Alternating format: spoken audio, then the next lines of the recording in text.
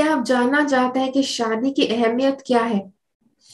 आज ऐसा समय है कि शादी के लिए इतने ज्यादा जो बुरे वाले जोक्स है, जो मजाक उड़ाने वाले जोक्स है, ऐसे काफी ज्यादा आते रहते हैं। ओके। और कहते हैं शादी मतलब ऐसा लड्डू है कि जिसने नहीं खाया है वो पछताता है, और जो खाता है वो भी पछताता है। ओके। तो ये जो सारी बातें हैं, ज्यादातर किसी भी व्यक्ति को कुछ ऐसी आइडिया देता है शादी के बारे में कि भाई मत करो, इट इज बैड।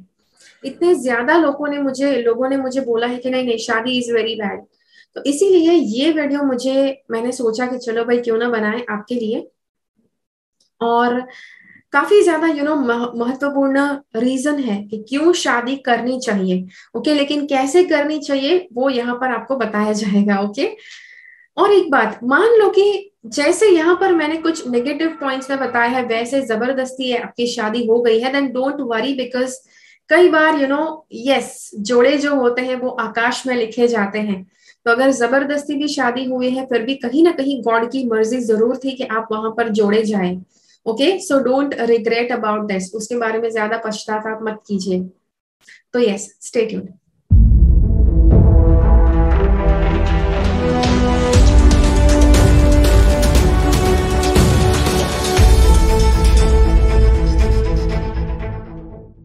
सबसे पहला रीजन है law of continuation of creation.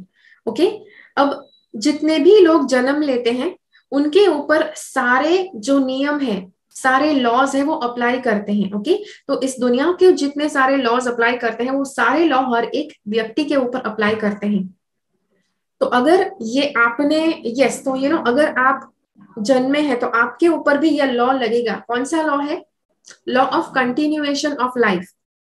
ये क्या है? जितने भी लोग जन्म लेते हैं उनको ये जिम्मेदारी दी जाती है इस लॉ के द्वारा कि अगर वो पैदा हुए हैं तो उनको भी पैदा करना जरूरी है। बिकॉज यस, गॉड की ये इच्छा है कि क्रिएशन प्रोसेस हमेशा जारी रहना चाहिए, लाइफ हमेशा इस दुनिया में चलते रहनी चाहिए। ओके। तो ये एक लॉ है कि जो आपको भी आपके ऊपर लागू होता है, और आपको भी बच्चे पैदा करने ही करने हैं। ओके, अगर आपने जन्म लिया है तो। कुछ और रीजंस है कि शायद आपको अगर अगर आप किसी और जेंडर से बिलोंग करते हैं जहां पर आप बच्चे पैदा नहीं कर सकते हैं, तो that is totally fine, because ऐसा कुदरत ने आपको बनाया हुआ है। लेकिन अगर आप हेल्दी है, स्ट्रेट है, तो आप डेफिनेटली आपको पैदा करना चाहिए।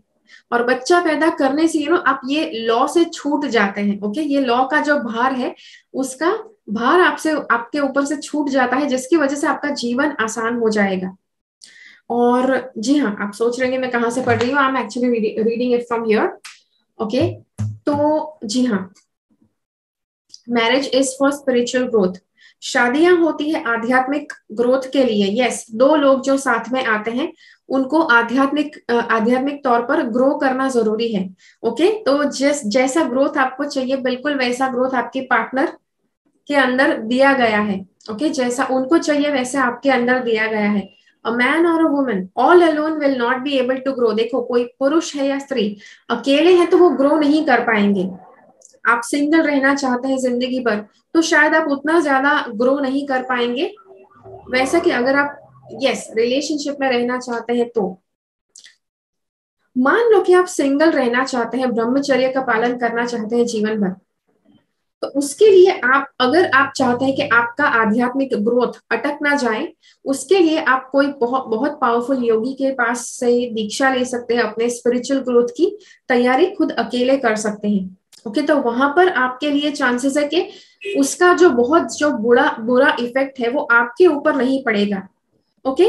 तो मैंने जैसे आपसे कहा, देखो कौन सा बुरा इफेक्ट, हर एक इंसान जो है, चाहे स्त्री है या पुरुष, जेंडर डज नॉट मैटर, लेकिन आपकी जो लेफ्ट साइड है वो स्त्री की शक्ति है, और जो राइट साइड है वो पुरुष की शक्ति है। आपके अंदर स्त्री की शक्ति, पुरुष की शक्ति दोनों साथ में अच्छे से बैलेंस हो होकर रहनी चाहिए। ये कब होता है? कि जब आपके लाइफ में कोई पार्टनर होता है। ओके, देखो आपने मेरे पहले किसी एक आध वीडियो में आपने देखा होगा कि मैंने कहा है ऐसा कि सपोज आप सिंगल है और आप चाहते हैं अपना अपना मेल फीमेल बैलेंस करना, तो आपका ऑपोजिट जेंडर का कोई दोस्त है, कोई बुजुर्ग है, उनके साथ भी जाकर बात करेंगे तो भी चलेगा। Okay, that is for temporary balance, because yes, अगर आप छोटे हैं उम्र में या 13-14 साल के हैं, तो वहां पर तो आप ऑपोजिट जेंडर के व्यक्ति के साथ ही बात करने जाएंगे, राइट? आपकी कोई फीमेल फ्रेंड है, कोई लड़की है तो उसका कोई मेल फ्रेंड है, उसके साथ बात करके यस आप अपनी मेल फीमेल बैलेंस कर पाएंगे एनर्जीज जो आपके भीतर है। लेकिन इन द लॉन्ग रन आपको पता है कि बाकी सारे दोस्त, रिश्तेदार, फैमिली वाले जो भी है, हो सकता है कभी ना कभी वो आपके पास ना भी हो, लेकिन जो व्यक्ति आपके साथ हमेशा रहेंगे वो है आपके लाइफ पार्टनर। तो लाइफ पार्टनर होंगे कि जो आपको हमेशा बैलेंस में रहने के लिए मदद करेंगे। ओके, सो इसीलिए आपको शादी करनी है। ओके, अ लविंग कपल, देखो अब बहुत ज्यादा लविंग कपल जो है, आपको पता है कि मैं किस तरह के लविंग कपल की बात कर रही हूँ, बिकॉज इतने ज्यादा लोग ऐसे भी है कि जो प्यार नहीं करते हैं, लेकिन परिवार वालों ने, रिश्तेदारों ने जबरदस्ती दोनों को जोड़ दिया है। ऐसे नहीं, ओके।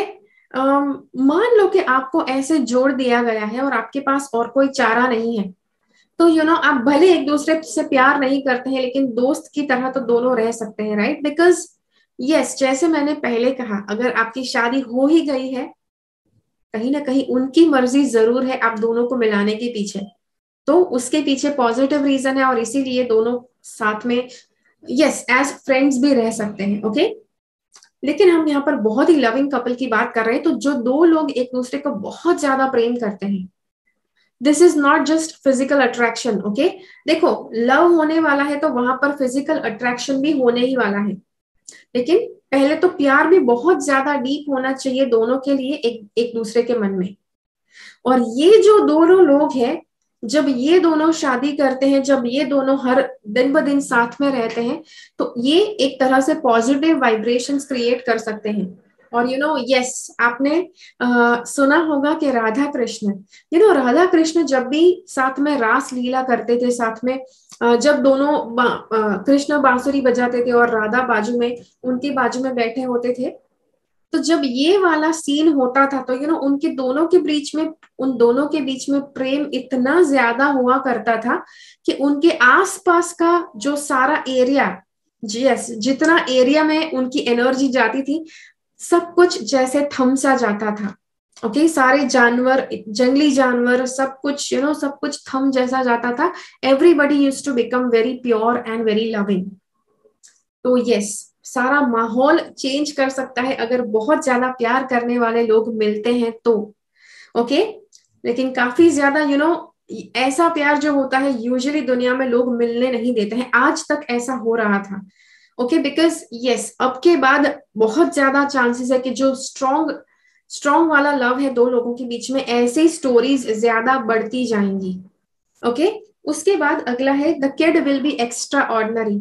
दो लोग जो एक दूसरे को बहुत ज्यादा चाहते हैं, बहुत ज्यादा दोनों के बीच में प्रेम है, तो उनका बच्चा एक्स्ट्रा ऑर्डिनरी होगा। बच्चा एक्स्ट्रा ऑर्डिनरी गुण होगा, उसके अंदर गुण होंगे वो भी बहुत ज्यादा बाई पार होंगे, इतने ज्यादा अच्छे संस्कार होंगे उस बच्चे में, शायद कि जो सिखाने से भी ना आए वैसे संस्कार होंगे। ओके, और ये जो बच्चा है ये सिर्फ प्योर लविंग कपल जो होते हैं वही ला सकते हैं। कई बार ये बच्चा तब भी आता है कि जब दो लोगों को एक ना होने के लिए बहुत ज्यादा प्रयास किए जा रहे हैं, राइट? समाज के लोग रोकते हैं, फैमिली के लोग, रिश्तेदार, पता नहीं हर तरह से लोग रोकते हैं कि नहीं नहीं इनको इन दोनों को साथ में मत आने का। और फिर भी अगर उन दोनों के साथ, दोनों की वजह से एक बच्चा पैदा होता है, तो वो बच्चा बहुत ज्यादा एक्स्ट्रा ऑर्डिनरी होगा। पता नहीं आपने देखा होगा कि नहीं, लेकिन ये एक सत्य है। अगर आपने ऐसा देखा हुआ है मुझे कमेंट्स में जरूर बताइए।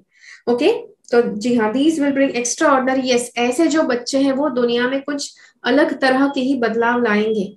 ओके, बाकी के सारे बच्चे, आपको पता है कि दुनिया में मेजोरिटी जितने भी लोग हैं वो ज्यादातर कुछ बड़ा नहीं कर पाते हैं, लेकिन ये जो एक्स्ट्रा ऑर्डिनरी लव वाले जो बच्चे आने वाले हैं, they can do extra ordinary stuff, because उनके अंदर रियल पावर रहने वाला है, राइट?